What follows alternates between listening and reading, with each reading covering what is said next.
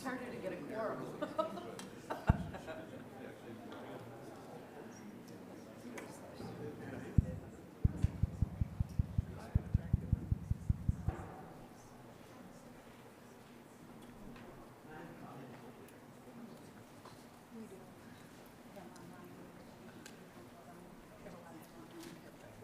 We have 12.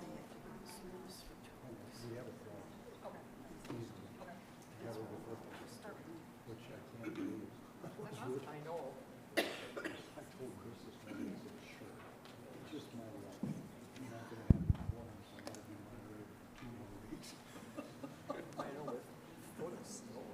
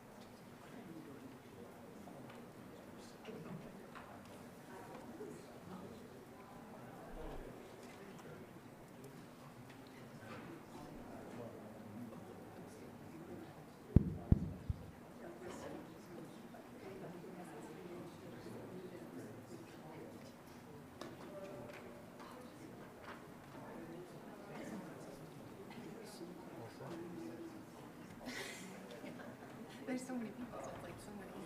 Yeah. So we can start with this. Okay.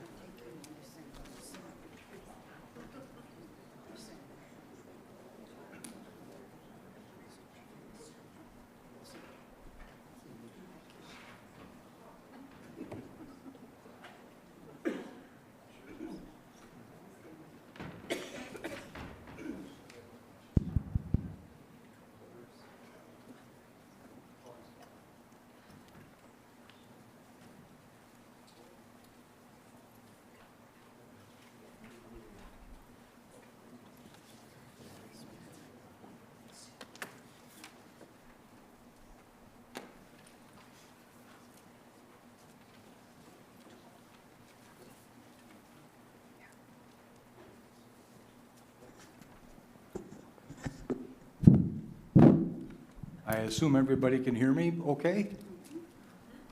Perfect, perfect. Well, good morning. For those of you who don't know, I'm Bob Johnson. I'm the moderator. And as part of our Constitution, and specifically Article number 8, says that we are required to have an annual corporate meeting in the beginning of each calendar year. This meeting is typically held the 4th Sunday of January, but we happen to be in the, it's typically held the 4th Sunday, but we're actually on the 5th Sunday, so, but it's okay. Leadership can make a modification. In addition to that, as you probably know, we also hold 2 other meetings, a spring and a fall meeting, with all of the members of the congregation. These meetings are really all about communicating with the membership from the ministers and the committees and all of the ministries about what's going on in the church, and conducting our business with voting for ministers, voting for people on committees, and things like that. So all active members in the congregation are eligible to fully participate. Visitors are welcome and encouraged, but are requested to refrain from, visitors cannot participate via voting.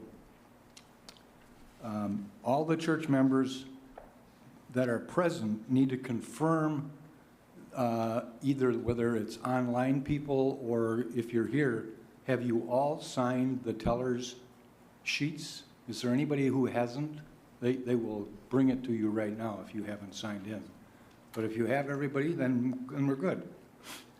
So like I said, in addition to the people that are in the church right now, members may also view this meeting online, and they're on our YouTube channel, and it's kind of like just like watching the worship services.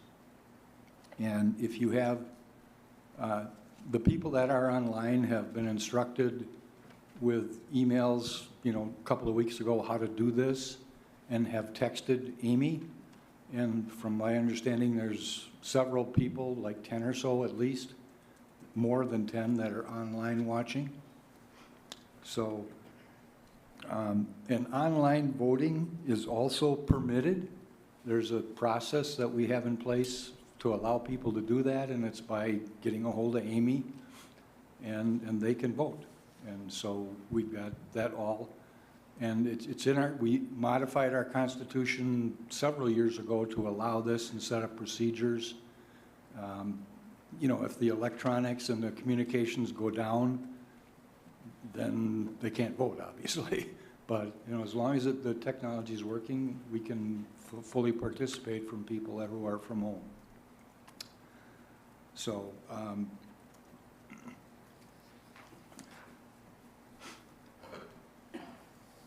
so with that, we also need a quorum rather. So, and that's in our Constitution as well. Article 8 says we have to have at least 10% of our active membership needs to be in the meeting. And our active membership as of now, as of the count at the end of the year, is 398 members. So we need 40 people to be either online or in church. And I want to ask our clerk if we have at least 40. Jim? We have close to 60. Okay, Pat and one of our tellers have said we have close to 60, but that means more than 40. So hooray, we can vote and have a meeting. So I also would like to identify those who have agreed to be tellers, Jim Sajak in the back, and Rich Prashan, who was plowing snow all morning before he got here. Thanks, Rich, for making it in. And that's, if any of you have questions or you want to make some comments during the meeting, just raise your hand and one of the tellers will come bring a microphone to you. And so then you just need to identify yourself, and then so everybody can hear, including the people online, you need to use a microphone. I also want to acknowledge that these meetings are conducted under the Roberts rules, not Bob's rules, these are Roberts rules. And there's parliamentary procedures that are part of the Roberts rules. And so we've got an expert with us on those rules, and I've appointed Fred Steinke to be our procedural consultant. So Fred, if I screw up, it's your problem. So let's officially start the meeting, and I call it to order. The congregational meeting of 2022, because this is all about last year. And to start the meeting, I'd like to call on Pastor Amy to offer an opening prayer for us, please.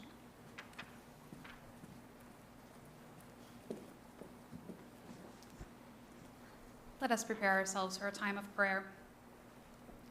Lord, yet another year has come and gone, and we gather together for this annual meeting. We come in holy fellowship to conduct the business of the church. We thank you that you are always with us and that it is your own doing to build and lead the church. We look forward to what the coming year may bring. We acknowledge there will be times that are easy, yet times that are difficult. So help guide us and be part of our conversations. May your Spirit move in our hearts, opening them to hear what each other has to offer and how we can be your church body. Let our conversations today be fruitful so that we may bear fruit for this congregation and share it with all those within our community and the wider church. Remind us that we are called to be the bearers of Christ's life, light, and love to all we meet. So help us to live in such ways that we draw closer to you and your vision for us in this journey faithfully in your way. Over the year to come, move within and among this community of faith and help us to live up to the goals that have been set before us or that will be set in the coming months. Strengthen us in ways we hope for and in ways we do not expect. This we pray in Jesus' name, the one we call Christ, in whose name and hope we gather together as a community. Amen.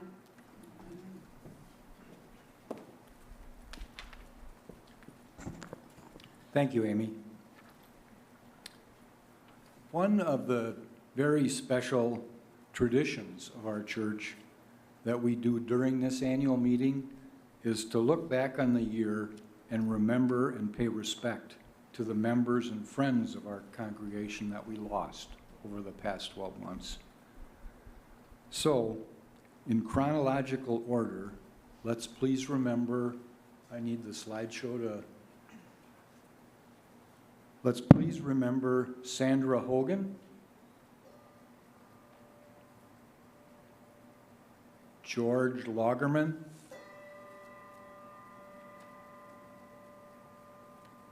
Ellen Johnson, Robert Simborski, Molly Dunn, Jeannie Drollinger, Marie Kirchner,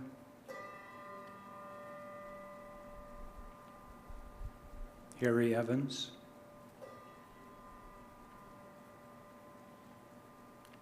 Debbie Amemo,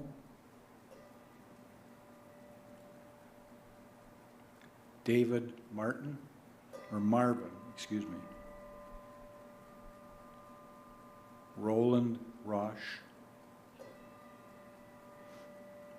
Jack Mealer,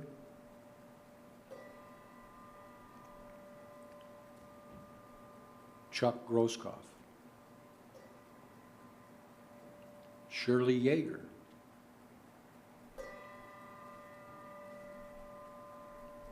Reverend Charlie Lauder, and Dreanne Roxbury.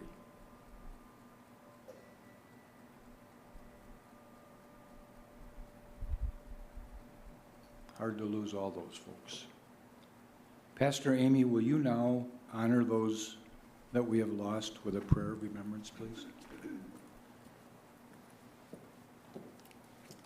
Let us pray. Loving and comforting God, we take this time to remember those who have passed this past year. We honor all those names mentioned, but we also honor those that we silently name in our own hearts.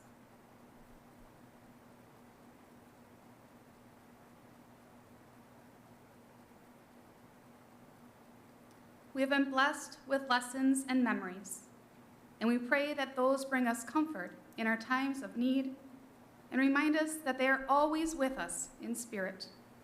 In your holy and wonderful name, we pray. Amen.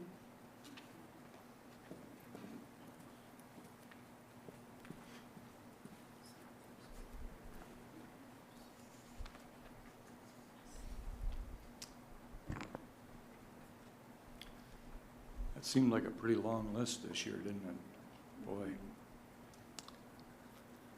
Well, the format of our corporate meeting is a little bit different than the other two meetings.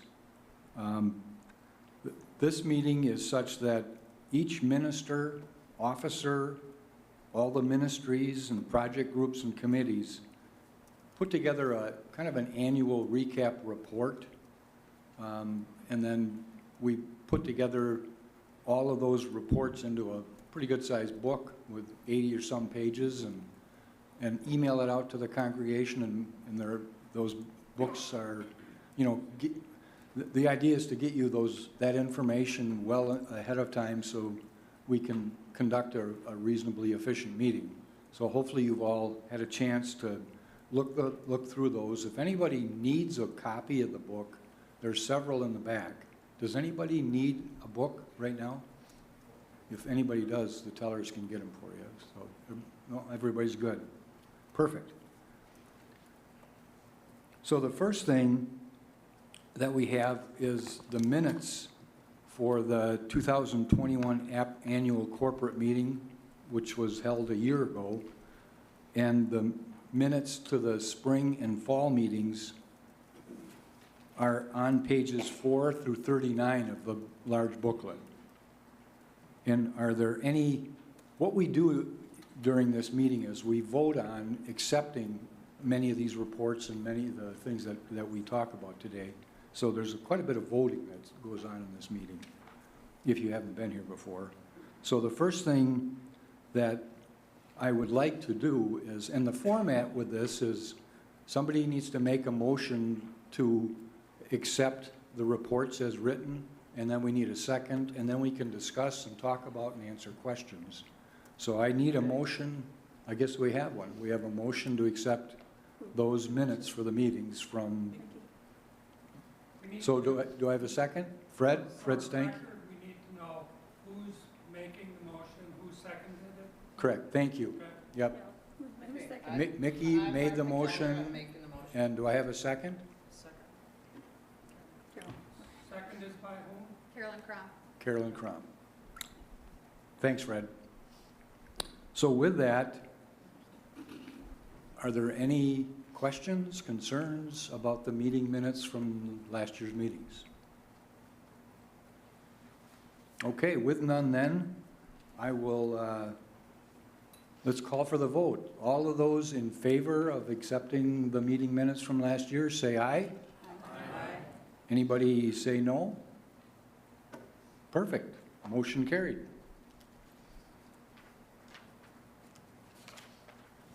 This is going to be easy today, huh? Oh. You're jinxing it. All right. So the next area then is the treasurer's report and the 2023 budget. So as most of you know, we have two new co-treasurers that you elected over this past year, Bob Frick and George Moeller. They have worked hard all year, and they have shown to be very dedicated and proficient in their work and in their new responsibilities. I'm impressed. They replaced people who had been doing it for 10 years. So there was a lot of learning to be done. So you can feel confident that we have pretty darn good stewards watching over the numbers and counting your shekels.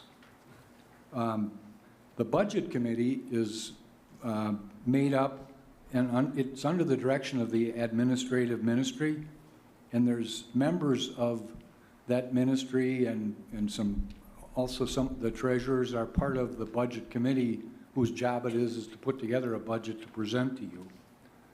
And that committee is made up of George Moeller, treasurer, Bob Frick, treasurer, Dan Moldenhauer, Chris Moll, and myself. So that's the group that we're on the budget committee. And so now I want to call on Bob Frick to give us an update with our preliminary results, and it's preliminary for 22, and present the budget. So if you would turn to page 77 and 78 of your annual report, that's where these numbers are from. And just as a reminder, that results from last year are preliminary because we've got a review committee that once the final dots and T's are underlining is done on the 22 results, then there's a review committee that in February, March, they audit. It's not really an audit, but they review the numbers to make sure they were done correctly and properly. And then those results are actually voted on by the congregation at our spring meeting to accept. So, Robert, thank you. Thank you, Bob. I want to build on Chris's challenge for the 13th point of the Scout Law, and I will say it's generous. So we've combined generous and thrifty, and I think we have our 2023 budget. Some challenges ahead, but first, appreciate all the efforts of the team that Bob mentioned, and I'm going to blame George Moeller for everything. Since he's not here today, he's snowed in. So if you have any tough questions, I'll defer to George. I'll take the easy ones. Looking quickly at the past year, we ended up about an $8,000, $9,000 positive income. So that is great. That goes into our reserves, so it gives us a little bit, builds our rainy day fund, and that was very successful. In the budget, as Bob mentioned, or in the booklet, as Bob mentioned, the very last page, so I got primo spot, thanks to Jennifer. So the financial statements are on the very last page, easy to take a look at. You'll see that we've got both the 22 budget, where we ended up in 22 actual, preliminary, and then our 23 budget. And as you can see from the budget standpoint, we're down a little bit in some revenue areas, but we also offset that with, we had budgeted a full-time pastor coming in mid-year, and that didn't happen. So it was a two-edged sword. It helped us on the budget side and the expenses, but it probably hurt us a little bit on the revenue. So as we look at 2023, again, we're budgeting a new pastor to start early, kind of middle, I guess April 1st is how we budgeted, but hopefully that will also help us as we look to generate revenue, new members, and new contributions coming in. But I'll talk about how we budgeted those things in a minute. So looking ahead, kind of the challenges in 2023, I think Chris talked a little bit about that at our meeting a couple weeks ago, that we've got a $75,000 shortfall. It's not really, or shouldn't be a surprise. We've had a number of things that have helped us over the past few years. We've had some special gifts. We also had some COVID PPP funds that came in and helped. And we also went from a full-time pastor to a quarter of a year with a full-time pastor to now a full year with no full-time pastor. And at that same time, our contributions from pledges have gone down about 10% a year, and that's been historically over time. And it's been kind of covered by those expenses of not having a senior pastor in place. So looking ahead at 2023, I think we've gone in with eyes wide open. We've budgeted a senior pastor for 3/4 of the year. And we've also reduced our pledge contributions to be in line with what we actually have in hand. So I think we've been conservative in that regard, but also want to make sure as a congregation we understand where our challenges from the financial side are. So we're coming in at about a $75,000 shortfall. We're just like any other family. You look at your bank account and say, all right, if we've lost a job or we've had some financial challenges, where does that come from? And we're blessed that we have reserves. So if you look on the balance sheet, we've got an endowment of over $200,000. We'd hope not to touch that. That really saves for even a future rainy day fund. But we have some cash reserves, both in our checking account that we can draw on. We're looking to draw on about $40,000 of that money. We also hope to have some growth. So we've not budgeted growth from new members or additional giving, and we've had some positive responses since the stewardship campaign has ended. So we probably have another $10,000 that's not necessarily been pledged, but actually has come in terms of a check. So we start out the year with some favorable winds at our back, and then at last resort, we can also borrow money, and we've got a line of credit that we can manage that. So I think overall, we're going to be in pretty good shape for the coming year, but it's nice to know as a congregation that we've got a very strong and generous membership, and we're looking to grow and finish 2023 in a strong fashion. I've also reformatted the budget a little bit, and it's an operating budget. There are more things that we do as a church that are not reflected in the budget. For instance, the car show, those monies come in, but they're dedicated to youth. They don't really go to the operations of the church. We also have a mission fundraiser and youth mission trip.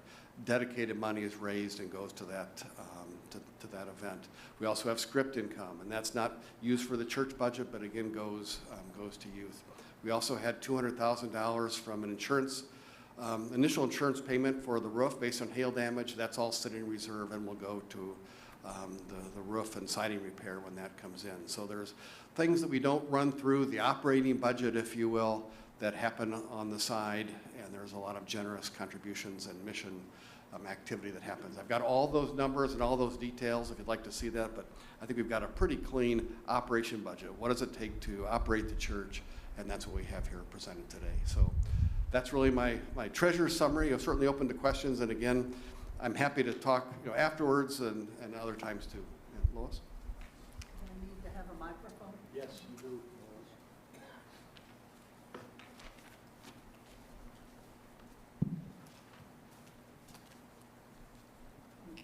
Lois Jackson, and I just have two questions. The special gift of $23,000, do we receive that every single year? No, and we received it last year, and it's already been budgeted for this year and committed for this year. But that's a new special gift. Now, we've had special gifts in the past. We had special gifts for dedicated purposes. This one is unrestricted and to help meet the operating budget. Okay, thank you. And my other question is about the golf outing for this year. Do we have a committee, and do we have a date for the golf outing? I don't know the answer to that. Thank you. We do plan to have a golf outing, Yes. and it probably will be August. And you'll let us know as soon as Yes. it's reserved. Okay, thank you. Yeah, and a good point too, we budgeted the golf outing kind of similar to last year. We had a very successful last year's golf outing. Hope to have that consistent this year. We've also budgeted the rummage sale. We've bumped that up a little bit, and there's some challenges, and I think we've had some creative thoughts about how we might generate some additional rummage sale revenue this year, and I'll let Jill speak to that. So thank you, Jill, and your team for all that you've done. That's a big piece of our budget. I think you're up for Okay. it. All right, thank you.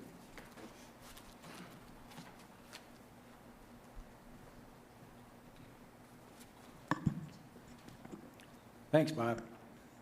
Well, as you heard, the budget does include sizable contribution increases from the rummage sale. And I think we all deserve to hear, how the heck are we going to do that? So we have kind of a rummage sale guru in our membership. Maybe I should call on her. Everybody knows who Jill is, right? Hello, I'm Jill Riemann. The reason we are able to bump what we think we can earn for the rummage sale is because after, it was Chris Mall who did the great poem and all of that kind of thing, or was it a poem or a song? I can't recall what it was, but in any case, a few weeks back, and was talking about how we had a deficit. And so anyway, I left the church service that day thinking, what can we do? What are creative ways? And then approached Bob and leadership, and they thought it was a good idea, but it's only a good idea if everyone thinks it's a good idea, that maybe we should try to do a fall rummage sale again this year. So we will have 2 rummage sales, one on April 29th and the second on November 4th. And with that, we have $20,000 in our budget. If I'm being honest, I actually think we might make 25 between the 2 of those, but I'm glad it's not in the budget because we'd much rather have that happen and then not have to take as much money off of our line of credit. So when the last time we did this, which is only one time in the last 20 years that I'm aware of, where we had one in the fall and one in the spring, it was after the tail end of COVID. We had a lot of rummage backed up, and so we had a lot of stuff. And I wasn't sure how it was gonna go in the spring only 6 months later. And we still, which was this past spring, and we still made, I think, $16,000, something like that. So I think we can do it. It's just, I know it's a commitment from not just me, but from everyone that's out here. So I just hope you're all in, and we just need people that donate, people that work, and hopefully it'll be a nice, fun way to help increase the money that we can bring in towards our bottom line. Thank you. Any questions? All right, thanks. Oh, sorry. Yes. Will you be getting rid of all the old rummage and starting over, or carrying it carrying it over and they're just gonna see the same stuff? So what we do each year is we get rid of a lot. I would say we get rid of 95% every time the sale is over. Now, I would have to say, when we knew we were having one 6 months later, we didn't necessarily get rid of all of it. Sometimes it's just not the right season that people are looking at things. And so if it would be something this spring that didn't sell, but it's Christmas, we'll keep it. And if it's Thanksgiving, we'll keep it. Or if it's winter items, we'll keep it. So we'll try to be somewhat selective. And then the larger items, we usually keep those, like if it's furniture that hasn't sold, unless we really think it's not saleable. We usually keep them for maybe 2 sales, since we have space down there. And if they don't sell after about 2 times, then it goes in the dumpster typically. Or if we can donate it to Goodwill or something like that, we do. Any other questions? All right, thank you.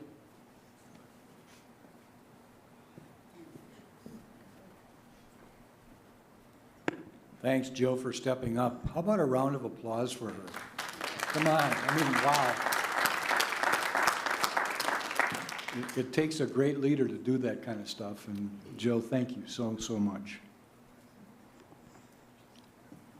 So, as we're at the point now where we've seen the budget, we've seen the preliminary results, we need to vote on the 2023 budget. So I need a motion.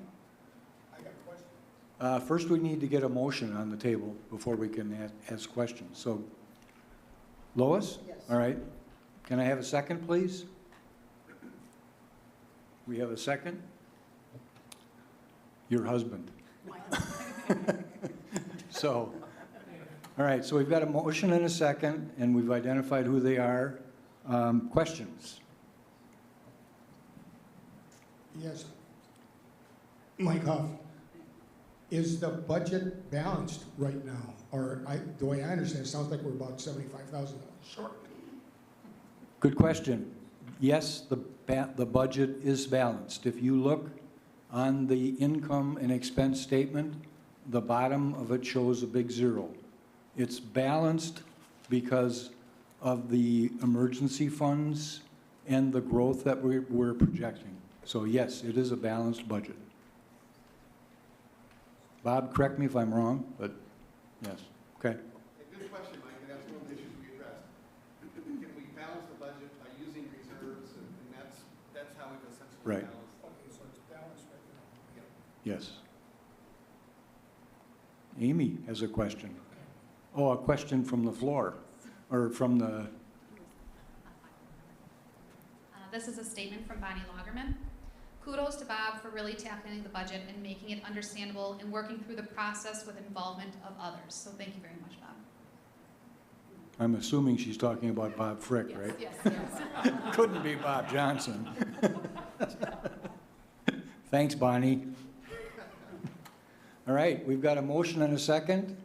All of those in favor of our 2023 budget, say aye. Aye. Anybody naysaying?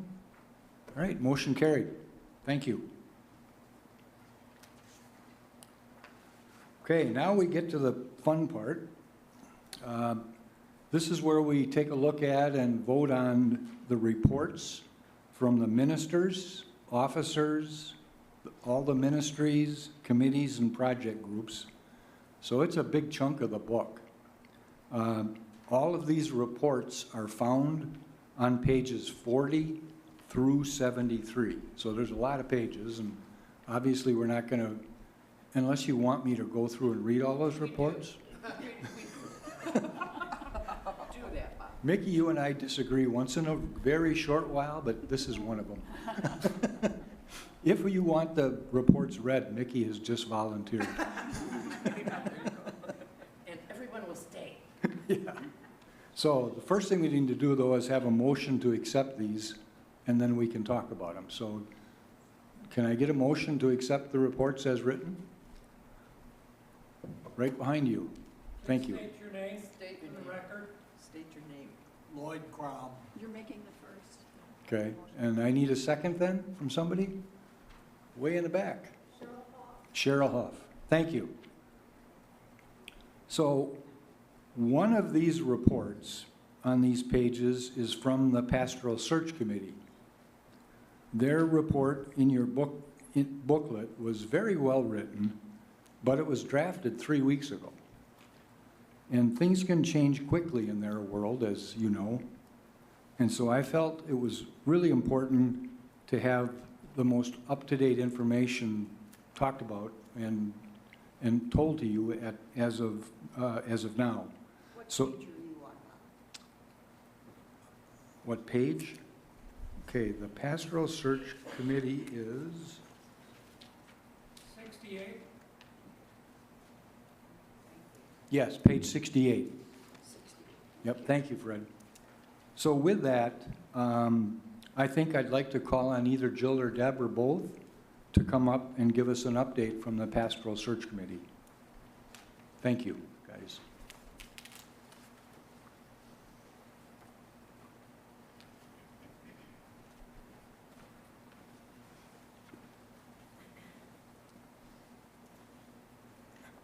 Good morning, Deb Bersinger and Jill Riemann.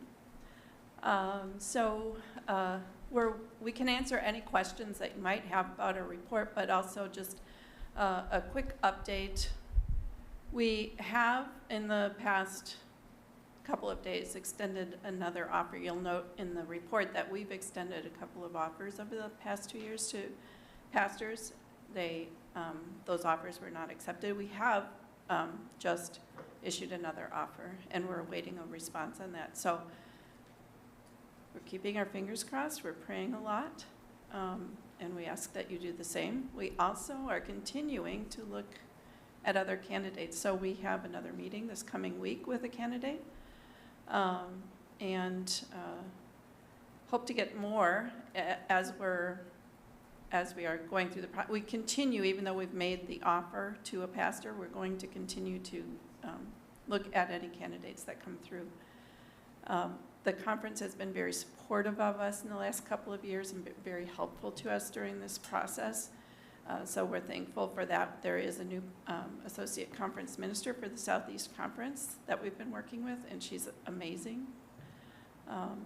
So we're hoping that we'll have some good news for you in the very near future. Please pray.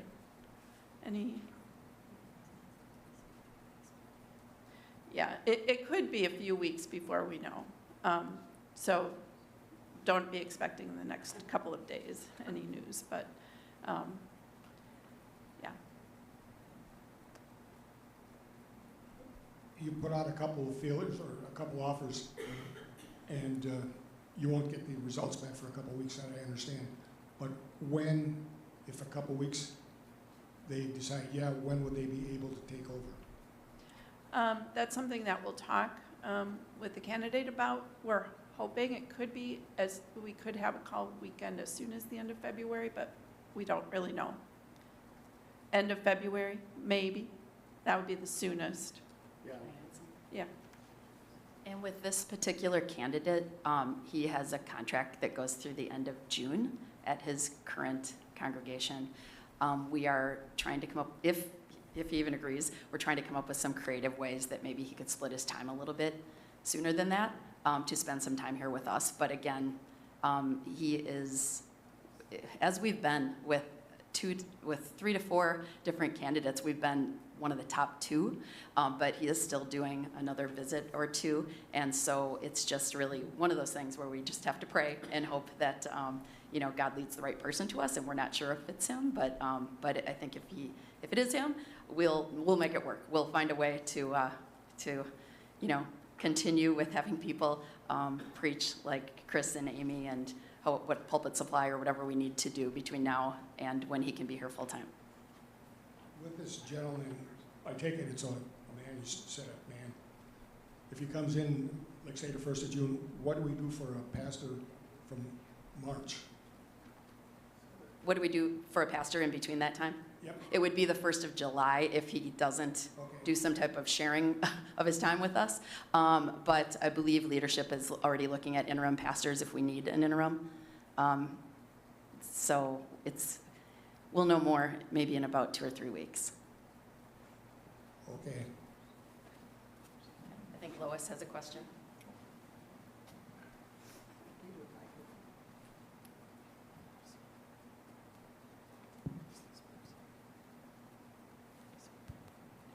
Lois Jackson. I know that with Easter coming up too, that it's a concern, you know, that we have arrangements made for that, for the holiday, if we don't have a confirmed minister by that time. But also, I'm curious about O&A. Have we had difficulties trying to find a new minister because we have not dealt with that, or because we aren't dealing with it? Has that really been an issue with the candidates? You can add whatever. So O&A is always a discussion that we have with candidates. Oh, open and affirming, if anyone's not familiar with what O&A is. For some candidates, it's been a little difficult that we are not already O&A. Not for all. For some, we were told upfront by one of the ministers, or one of the candidates, that we had offered our first, or made our first offer to, that he felt we would have some difficulty finding someone because we're not O&A.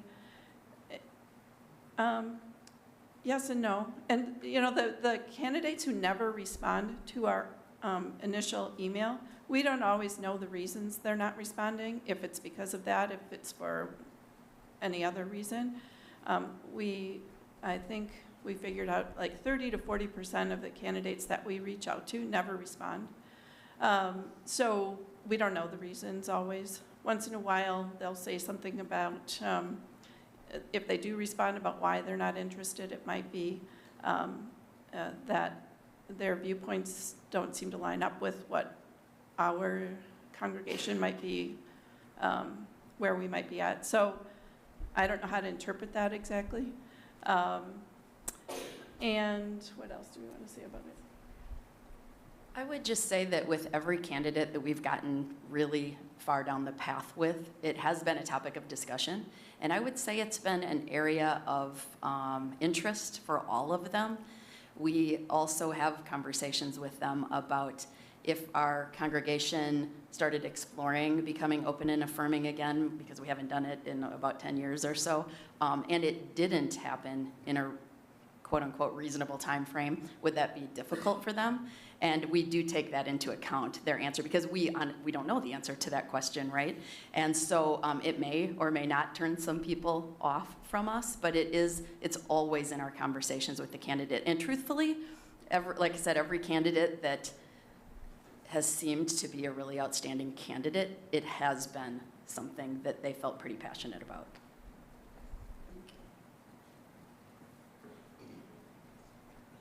We have another question.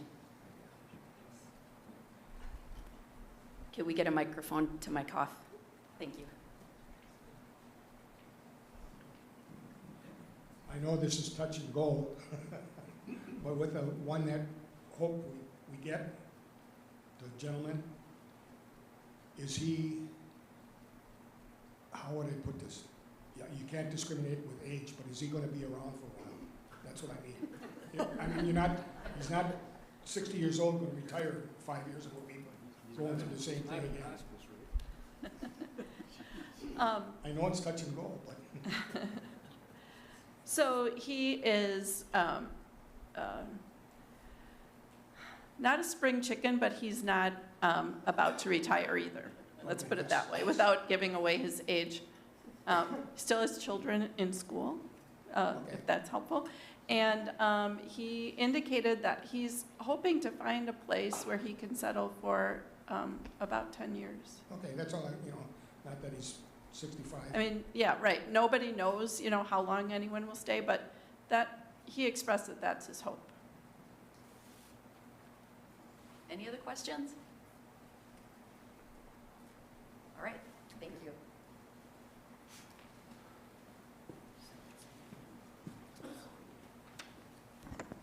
Thank you.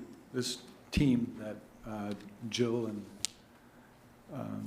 they've been working so hard for so long. It's incredible the amount of hours that they've put in, and there's a lot of talent on that team, and we're in good hands We just need to find the right person, and maybe this is the right person. We're hoping, that's for sure. So, so thank you very much for the update. So now back to the motion that's on the floor to accept all these reports as submitted. Is there any further discussion about any of the other reports? Bob, Yes. I want to just mention that I made a spelling error. Oh, we should get a mic to you. Can we get a mic up, please?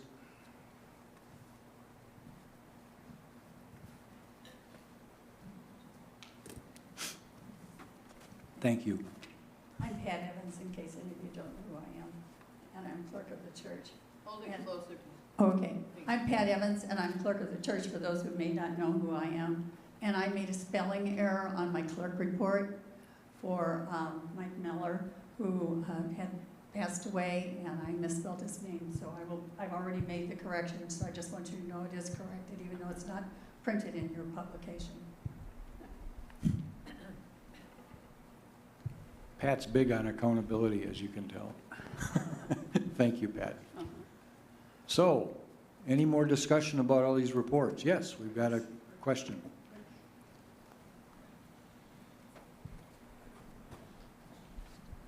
Hi, Rich Steffens. I had a question on the roof, on the administrative report. Okay. Is there both a total cost look? I understand we got the a number from the insurance company, but a actual total cost that looks at deductibles and everything.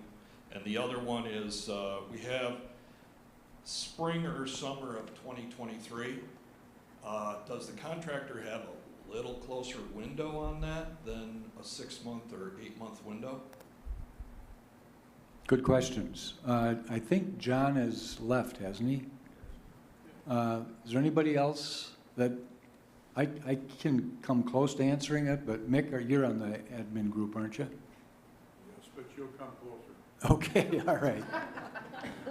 So the roof is in a little bit of a flux. What we have gotten from the insurance company and their representative early on was that, yes, they say most of the roof, not including the flat rubber part, but the shingled part of the roof on the church needs to be replaced. The roof on the garage needs to be replaced, and the roof on the outdoor area, the pavilion, is also replaced, should be replaced.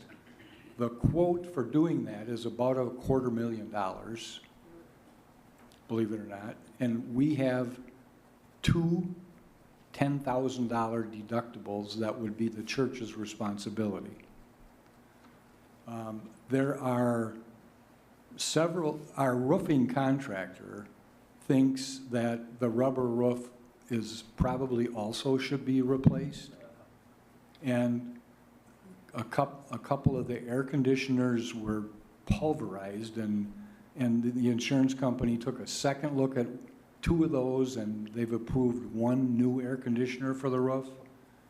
But they recommended, our roofing contractor recommended we get a state auditor and to represent us, to take have a third look at it. And we've hired a state auditor, and he thinks the rubber roof absolutely should be replaced. He thinks our steeple has got significant damages, and he's thinking that there's another couple $100,000 worth of damage that should be approved, and he's working on our behalf to do that. So there's a lot of moving parts yet. Spring is when, the first time we'd really want to do a roof now anyway. You wouldn't want to put a new roof on now. It's not the time to do it in the middle of winter. The contractor, you know, a lot of, so that's about as accurate as information I've got. I don't know if we get approval for the rubber roof as well. This same contractor does those kind of roofs. That we do know. but I don't know if those products are available on a easily, so there's I can't say. I can't give you a good answer other than that's the most up-to-date information we have. Is that okay? All right. Any other questions? This is Rochelle Bailing. I just have one correction on Pastor Barry's report. It says 2021, and it should be 2022. Okay, thanks. Good catch. Okay, well then, we've got a motion and a second. All in favor of all these reports and approving them as written with the corrections so mentioned? Say aye. Anybody say nay? All right, motion carried. Next up are the goals for the leadership team.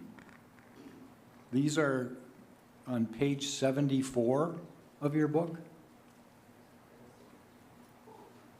So again, to start things off, I need a motion and a second. So will somebody make a motion to approve the leadership goals? Thank you. I need to know who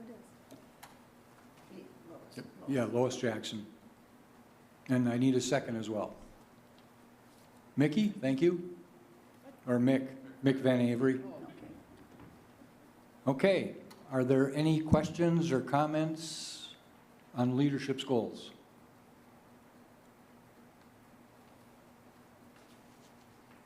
None, nobody speaking, so, all right, so let's take a vote. All those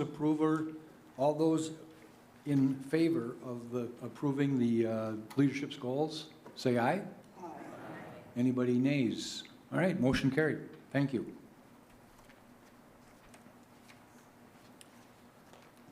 The next area on page 75 and 76 of your book is the report from the nominating committee. And as I'm sure you may have noticed or have heard about, I am announcing my retirement as moderator. And at the same time, I'm here to recommend and nominate one of your longtime and highly respected members of this church to be the new moderator, Chris Moll. Chris, raise your hand. Thank you. So I have been on the leadership team for 8 years, the last 2 of which I was the moderator. And I tell you, it has been a real privilege to serve this wonderful congregation and be part of such a talented leadership team. I want to thank all of you, the congregation and the other leaders on the leadership team, just for the opportunity that I've had to work with you. I really appreciate that opportunity. And I'll talk a little bit more about this later, but Chris and I have been working together these last few months with a transition plan. I didn't talk to Chris yesterday shoveling snow about this. We've been working on this for a few months. But it's up to you to vote on that too. But I feel very confident that Chris will be an incredible moderator. I plan to stay involved with the leadership team as long as I'm needed or asked in kind of a new role of moderator emeritus or emeritus, which basically means I can't vote, but I can help in a transition, and I can be like a consultant or someone to give advice. And if the leadership team in June says, Bob, you're out of here, then I'm out of there. So, but I'd like to pass the baton properly and well. I've been part of other boards for my yacht club and for the Oconomowoc Area Foundation, and there is an actual position of past Commodore and past president that purposely stays around for a year in those cases. And I just think it's a good way to transition. It's not, you got Fred today and Bill tomorrow. So anyway, there's also a couple of other new members on the leadership team that are being nominated, including Ari Roberts and Jason Reinick. So on your report, Jason has been nominated to fill the open. If you look at your report, there's an open position on, and that Jason has stepped up and said if you will vote for him, he would take that position, which would be wonderful. So there are also a few other positions that remain open without anybody nominated. Probably the two most interesting, not interesting, but the two that are important that we fill, and maybe even today, is the delegates. Don and Peg McCullum have done that for the last 4 years, even though they should have been, you know, only done it for 2 years, but they volunteered. We needed volunteers. So I think we need to give them a round of applause and thank them for the work they've done as moderators. Thank you. So I guess, would anybody like to step up right now and say, yes, Lois? Do you have other copies of they revised it? Right. There are other copies. There are copies in the books that are out now. I have one, but I didn't know if anybody else. Yeah, okay. Yeah, the original book was modified just a little bit, and there's pages out in the fellowship hall with that show that they are not going to be our delegates, basically. So would anybody like to step up and do that? Don't all jump at once. It's really fun. It is a really fun. Does everybody even know what a delegate does? I'd like to talk to that. Okay. Pat, you want to come up with a microphone? Go up to the podium, Pat. Or get a mic, either way. This is really a fun thing to do. And Dave and I were asked to be delegates when we very first joined this church. And we had no idea what we were getting into, but people had told us it was going to be fun. So it is a fun weekend. You go up on Friday. Two meetings. You have the April one, and then yeah. June. So the one that is held in the southeast area is at one of the churches, and it's just a day program. You're there just for a few hours. You meet other people from other churches, and you learn what the conference is doing and what they want to do in the future.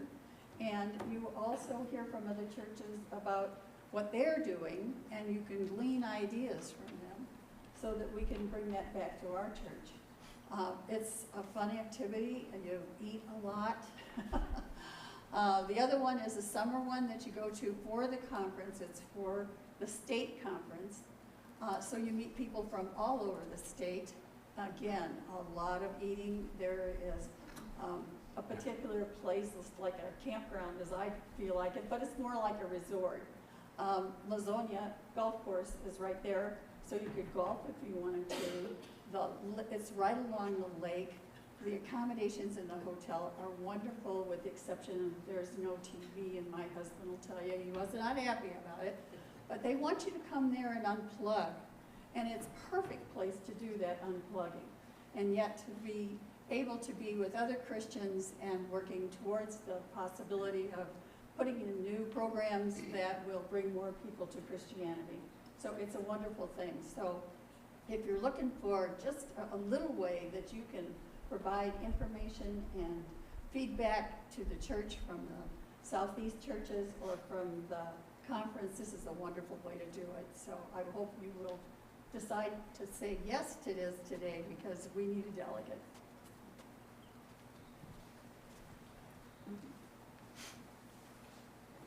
I'd just like to add something to that. When I was a delegate many years ago, it was not a couple. I mean, sometimes it's difficult to leave children at home, so it does not have to be a husband and wife who goes. When I went many years ago, there was another woman that went with me. So it does, that's another opportunity that, should be considered. It does not have to be a married couple to go. The church, by the way, does pay for your transportation, and the night of, the one that's an overnighter, the cost of that is covered by the church. So I thought maybe Fred and Jim Sajak would like to go up and, as a couple, and go to Lasonia. We could go up and golf on your behalf. Well, I guess, you know, we need to get this information out to the whole congregation so we can try to find some delegates. So, as long as, but, you know, pray on it and think about it. It'd be an interesting opportunity, I'm sure. There also are some other positions that are open. We need to, you know, find the delegates for sure. But we also have a need for one person on stewardship. There's an opening on stewardship. And at least the plan that's been talked about is the stewardship group has nominated me to join their group. So I very well might be joining the stewardship ministry. But there's still another opening. The nominating committee will need 3 additional people. And they're appointed by leadership. So leadership is, you know, going to be reaching out to some people for the nominating committee. So this would be a wonderful time for you all to step up if you have the time and are willing. So is there anybody who wants to raise their hand and possibly volunteer at this point? Bob, there's one more opening. It's on personnel committee. Okay. That's also appointed. All right. And that's an appointed committee position as well. Okay. So there's one position open on personnel then too. Yes. So, you know, that sounds like maybe there's a lot of people that we need, but, you know, there's a handful. But that means we also have identified 75 people that are on these committees and ministries. So it takes a village to run the church. And we've done, these are the committees that have been around for a long, long time. So, okay, well, then we just need to move on, and I need a motion to accept the slate of new people that are joining ministries and the people whose terms are being renewed. That's what the list is. That's not a comprehensive list of everybody who's on all these groups. It's the people that have terms that are being renewed or are new terms for people. So I need a motion. Okay, way in the back? Yep. Fred, could you let her identify herself? And Kathy Wellnett, I Right. so moved. so Kathy is moved. I need a second. Valerie Williams. Valerie is seconded. So all those in favor? Say aye. Perfect. Any nays? Okay, motion carried.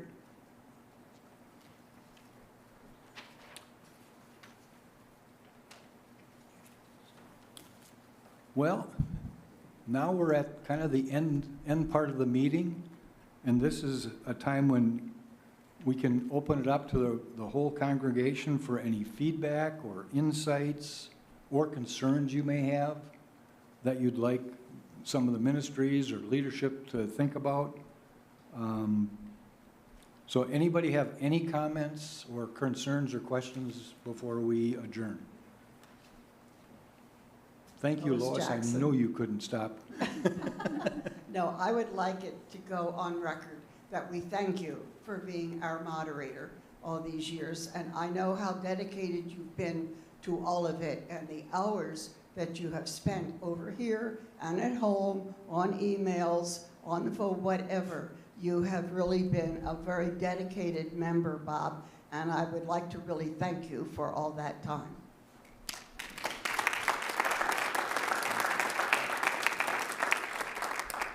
Thank you for those. I appreciate that a lot, Lois. Okay, well, my final comments really is a thank you to you to let me be your moderator. I really do love this church and you all, the family. You know, I think that what I want to leave you with is, oh, we have a question? Sure. Bob, in all the years I've been here, I've often wondered, what is the chain of command in the church? Who, I know it's the pastor, and if you have things going on. Sure, yeah, I can. Because we've been without a pastor. I know it's the moderator, but what happens if something happens to him? If something happens to the moderator, Who takes you over? have plans? No, I mean. No, there is something, there is, what our Constitution says, if without a pastor, the moderator becomes the business manager of the church. And that's what I've been, because we've been out without a full-time interim pastor or a full-time pastor for the last couple of years. So I have been the business and the legal, I can sign contracts.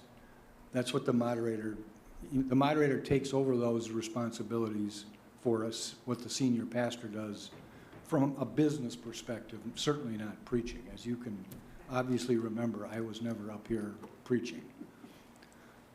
If I would be, fall over dead or get hit by a truck, then what happens is leadership, the leadership team nominates and votes on a new moderator. So it's kind of like the designated survivor. I don't know if you've seen that movie, but that's the procession. Okay, and one more question, and then I'll be done. Promise? Yep, promise. Okay. I can be rude and I can be crude. But I was going over the Constitution, and it says, God forbid that we were to ever dissolve ourselves of this, that the property and all that is reverted to the UCC, the Southeast Conference. And I'm thinking about if the leadership would consider, and we don't have to vote on a motion of changing it to go to Angel's Grace instead of UCC. Okay, that would be a great topic for leadership to think about. We are a congregational church, so we could make that decision. But the way our Constitution currently is written it is designated to go to conference. So that would be a constitutional change, but we can change our Constitution. So I'll leave that in Chris Moll's hands. Thank you. Okay, well, again, like I said, thank you for letting me be your moderator. I tell you, the church staff and Pastor Barry and the other leadership team, it was a great team. It was fun to work with them, and we did have fun too. Not only did we work hard, but we had fun. And to me, that's important. So we're all partners, though. And I'm going to leave you with a question, just like I did if you've read the report that I submitted. I want you to really walk out of here saying and thinking to yourself, what can I do? What can I do, not me, you, to help your church do Christ's work? There are so many opportunities, as you know, in this church.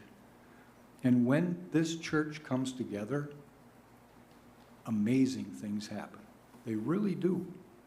And we've got 3 really good examples just in the last 12 months of what we as a church can do.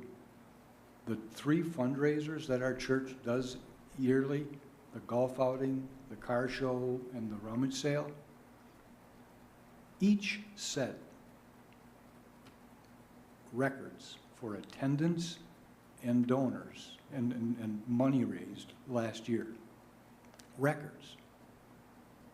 Even when our congregation had 50 to 70 more people, you beat the record last year as a church. So when we get together, we can do some darn cool things. So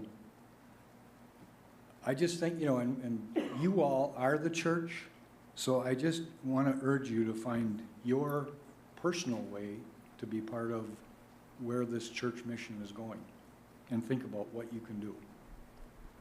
So with that, is there anything else anybody wants to say, talk about? If not, I need a motion to adjourn. I make a motion we adjourn. We have a motion. Mike Hoff? Mike Hoff? I'll second it. Martha Kellner? Okay. All those in favor of adjourning? All those opposed? We're done. Thank you.